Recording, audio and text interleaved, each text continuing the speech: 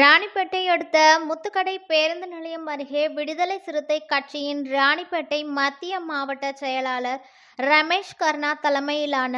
விடுதலை சிறுத்தை கட்சியினர் சிதம்பரம் மற்றும் விழுப்புரம் ஆகிய பாராளுமன்ற தொகுதிகளில் பானை சின்னத்தில் போட்டியிட்டு விடுதலை சிறுத்தை கட்சி தலைவர் தொல் திருமாவளவன் மற்றும் விடுதலை சிறுத்தை கட்சி துணை பொதுச் செயலாளர் ரவிக்குமார் ஆகிய இருவரும் வெற்றி பெற்றிருக்கும் வெற்றியினை கொண்டாடும் விதமாக பட்டாசுகளை வெடித்தும் பொதுமக்களுக்கு இனிப்புகளை வழங்கியும் கட்சி கோஷங்களை எழுப்பி விடுதலை சிறுத்தை கட்சியினர் கொண்டாட்டத்தில் ஈடுபட்டனர்.